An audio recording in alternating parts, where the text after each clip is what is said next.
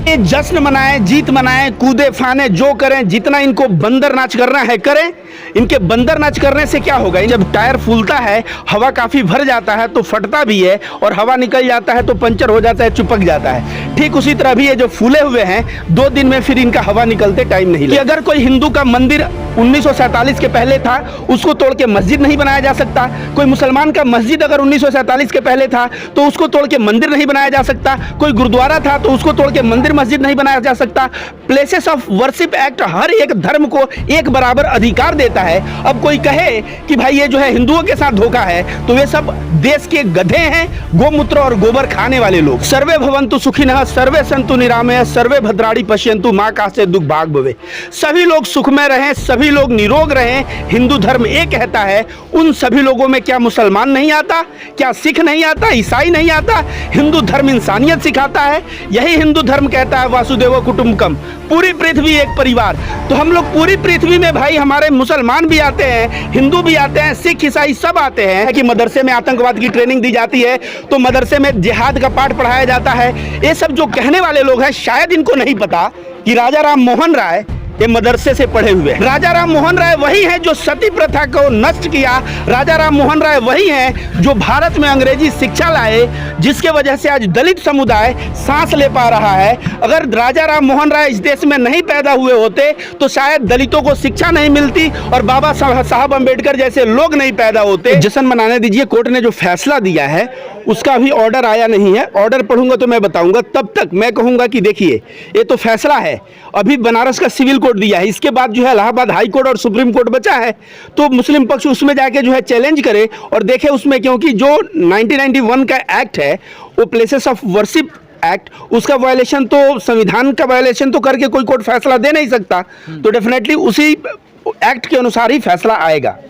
तो मगर कहा जा रहा है कि सुनवाई होगा, तो सुनवाई होगा तो प्लेसेस ऑफ वर्शिप भाई सुनवाई होगा। अगर बोल दिया गया कि हाँ इनका याचिका एक्सेप्ट कर लिया गया, इस पे सुनवाई होगा, तो अगला पक्ष हाई कोर्ट जाए, अगला पक्ष सुप्रीम कोर्ट जाए। जब सुप्रीम कोर्ट और हाई कोर्ट जाएगा तो यहाँ पे फिर मामला उठ के वहाँ जाएगा। तो इस तरह से बात आगे बढ़ती है। तो लगातार जिस तरह से जिक्र हो रहा है कि जिहादियों का हार और हर हर महादेव, देखिए मैं बता रहा हूँ, हर एक लोग, हर एक चीज में 10 से 20% लोग जो हैं नफरतबाजी होते हैं।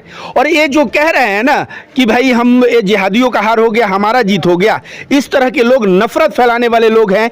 भारत के संविधान के समक्ष सभी नागरिक हैं, चाहे हिंदू मुस्लिम सिख ईसाई, लेकिन देश को ये लोग तोड़ने और देश को हिंदू मुस्लिम में बांटने का कार्य कर रहे हैं। और इसलिए ये मुसलमान तबका को कह रहे हैं कि ये जिहादियों का हार हो गया। भाई कैसे जिहादी का हार हो गया, जब कोर्ट अभी फैसला केवल एक्सेप्ट किया है याचिका, अभी फैसला आया नहीं है और अभी हाई कोर्ट और सुप्रीम कोर्ट बचा है। तो इस तरह की बातें करना, ये करने दीजिए। ये सब अनपढ़ लोग हैं, केवल हिंदू मुस्लिम करके दंगे फैलाना चाहते हैं और इसके वजह से ये सब ऐसा भौकाल अपना बना रहे हैं। ये भौकाल जो है ना, 2 दिन में इस पे पानी फिर जाएगा।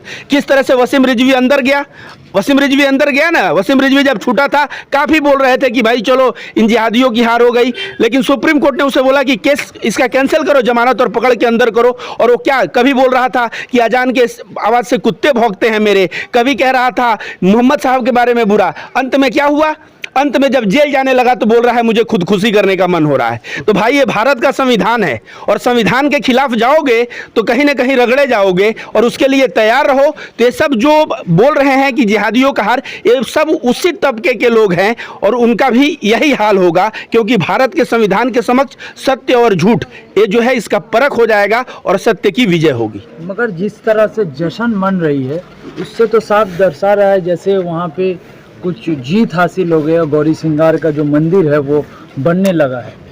तो अब ये जश्न मनाएं, जीत मनाएं, कूदे फाने जो करें, जितना इनको बंदर नाच करना है करें।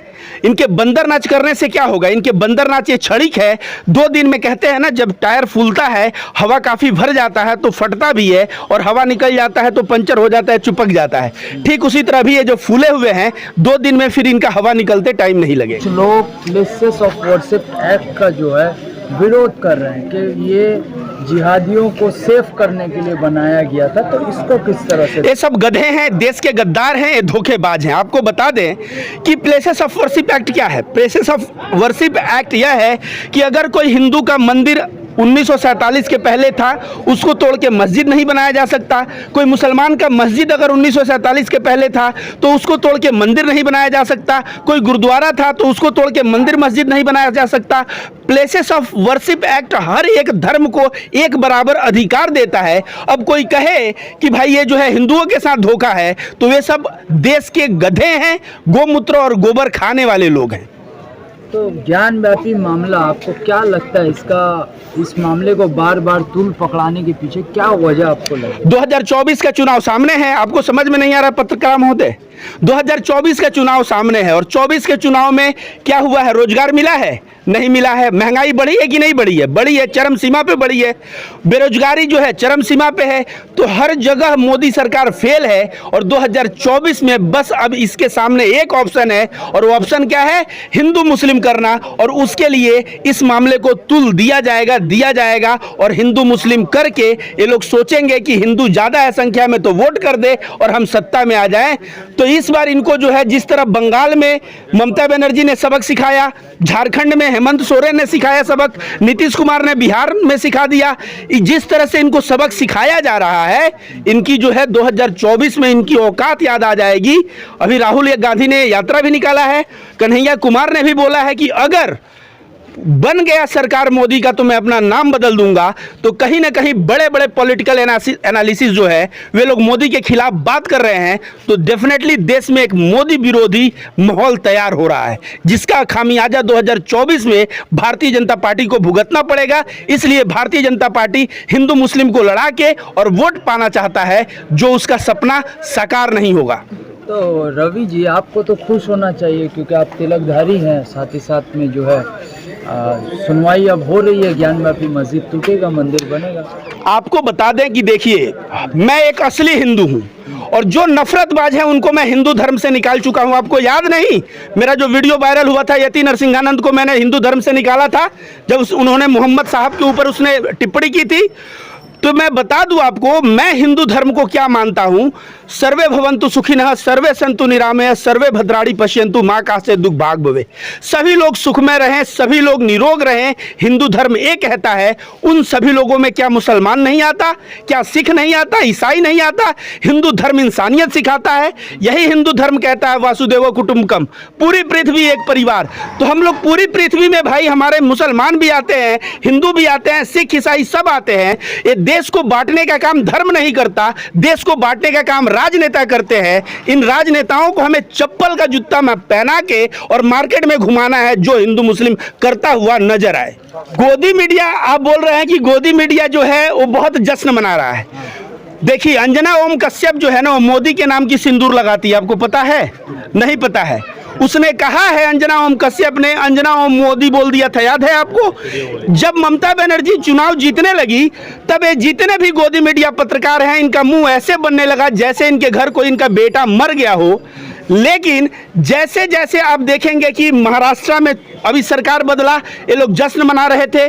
तो जब कोई ऐसा मैटर आता है जिससे इनके जो इनको खरीदे, इनके आत्मा को, भारतीय जनता पार्टी को फायदा हो, तो ये जश्न मनाने लगते हैं। और जब भारतीय जनता पार्टी को नुकसान होती है तो ये रोने लगते हैं। तो आज कहीं ना कहीं इनको हिंदू मुस्लिम करने का मौका मिला है और इसलिए ये लोग जो है बहुत खुश नजर आ रहे हैं। आदि के पहले देखिए, मौलाना आजाद महात्मा गांधी साथ घूमते थे।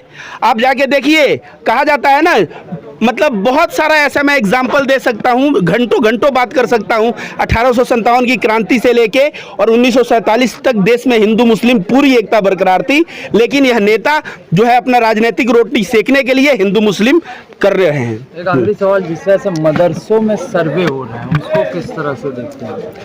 देखिए, मदरसों पे सर्वे हो रहा है, मदरसे को बदनाम किया जा रहा है। ऐसा है कि मदरसे में आतंकवाद की ट्रेनिंग दी जाती है, तो मदरसे में जिहाद का पाठ पढ़ाया जाता है। ये सब जो कहने वाले लोग हैं, शायद इनको नहीं पता कि राजा राम मोहन राय ये मदरसे से पढ़े हुए हैं। राजा राम मोहन राय वही हैं जो सती प्रथा को नष्ट किया।